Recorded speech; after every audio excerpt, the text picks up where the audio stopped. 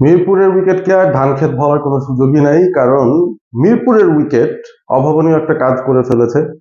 Gamini D Silva যে উইকেটটা প্রস্তুত করেন, যে উইকেটটা নিয়ে এত এত কমপ্লেইন থাকে যে আহ, আসলে মিরপুরে খেলতে আসা মানেই হচ্ছে মোটামুটি ব্যাটারদের জন্য একটা বদ্ধভূমি তৈরি করা, স্পিনারদের জন্য আলাদা একটা সুবিধা তৈরি করে দেওয়া, স্লো লো টার্নিং এই ধরনের কোনো একটা ঘটনা, যেটাকে ইন আদার ওয়ার্ড সবাই ধানক্ষেত বলে।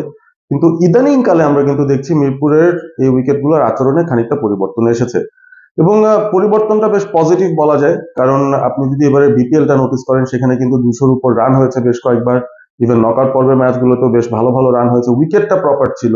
এবং সেই উইকেটে খেলা নিয়ে কিন্তু ক্রিকেটাররাও বেশ অ্যাপ্রিসিয়েট করেছেন যে হ্যাঁ, খুব ভালো উইকেট, এখানে আসলে স্পোর্টিং উইকেট, ব্যাটাররা চাইলে রান করতে পারেন এবং বোলারদের জন্য কিছু না কিছু আছে।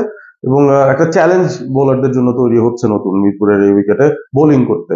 সাধারণত আপনি বোলিং করেই যে একটা সুবিধা পেয়ে যাবেন, সেই বিষয়টা কিন্তু এখন আর উইকেটটাই নেই।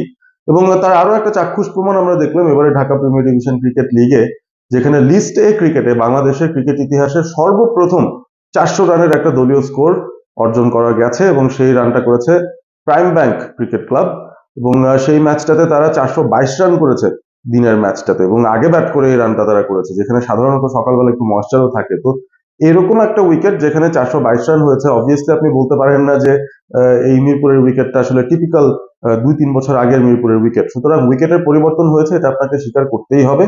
লিস্টে ক্রিকেটের রেকর্ড রানটা এসেছে মিরপুর স্টেডিয়ামে, এবং রানটা করেছে প্রাইম ব্যাংক ক্রিকেট ক্লাব, এবং সেখানেও একটা নতুন রেকর্ড নিজের জন্য করে নিয়েছেন মোহাম্মদ নাইম শেখ। বাহাতি এই ওপেনার, তিনি 176 রানের একটা ইনিংস খেলেছেন, যেটা লিস্ট এ ক্রিকেটে বাংলাদেশের পক্ষে চতুর্থ সর্বোচ্চ ইন্ডিভিজুয়াল স্কোর। এবং তিনি আউট হয়েছিলেন 39তম ওভারে, অর্থাৎ আরো 11 ওভার কিন্তু খেলার বাকি ছিল। তিনি যদি টিকে যেতেন, আমার কাছে মনে হয় যে সৌম্য সরকারের পর লিস্টের ক্রিকেটে বাংলাদেশের দ্বিতীয় ক্রিকেটার হিসেবে একটা ডাবল সেঞ্চুরি তিনি হয়তো পেয়ে যেতেন। সেটা আনফর্চুনেটলি পাননি, তবে খুব ভালো একটা নক খেলেছেন। এবং 18টা চার, 8টা ছক্কা, দারুণ এক্সিবিশন অফ গুড হিটিং তিনি কিন্তু দেখাতে পেরেছেন মিরপুরের উইকেটটায়। সো এখন মানুষজন যে ব্যাপারটা আসলে বলে যে মিরপুর খেলতে আসা মানেই মোটামুটি বাংলাদেশ নিজেদের জন্য একটা সুবিধা আলাদা আদায় করার চেষ্টা করছে, বা স্পিনারদের কোনো একটা সুবিধা দেওয়ার চেষ্টা করছে, মুস্তাফিজকে সুবিধা দেওয়ার চেষ্টা করছে, ব্যাপারটা কিন্তু এখন আর সেরকমটা নেই। বোলারদের জন্য অন্যরকম একটা চ্যালেঞ্জ হয়ে দাঁড়াচ্ছে এই ধরনের উইকেটে ভালো বোলিং করা, এবং ভালো বোলিং করে রেস্ট্রিক্ট করা উইকেট তোলা, সেটা কিন্তু বোলারদের জন্য নতুন একটা চ্যালেঞ্জ। সুতরাং এইটা হচ্ছে নতুন একটা মিরপুরের উইকেট। এই উইকেটটাকে আর ধানক্ষেত বলার কিন্তু কোনো উপায় নেই। যদিও আমরা দেখেছি যে আগের দিন 422, পরদিন আবার 69 রানে একটা টিম অল আউট হয়ে গিয়েছে, শাইনপুকুর ক্রিকেট ক্লাব। সেটাও কিন্তু একটা হাস্যরসের জন্ম দিয়েছে যে আসলে মিরপুরের উইকেটটা এমন একটা উইকেট, আগের দিন একটা লিস্টে রেকর্ড হয়ে যায়, ওয়ার্ল্ড রেকর্ড হয়ে যায় বাংলাদেশের কেসে, 422 রান তারা করে, এবং পরদিনই আবার মিরপুরেই যখন খেলা হচ্ছে সেখানে 69 রানে একটা টিম অল আউট।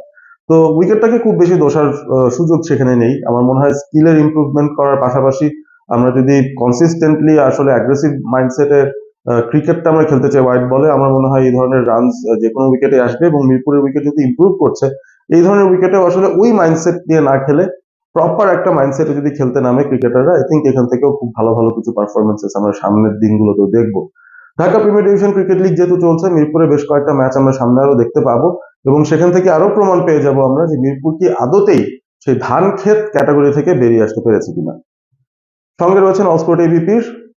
ভিডিওটি ভালো লেগে থাকলে বন্ধুদের সঙ্গে শেয়ার করবেন, সাবস্ক্রাইব করবেন অল স্পোর্ট এবিপি চ্যানেলটি। Stay Assam, stay all sport with all sport ABP.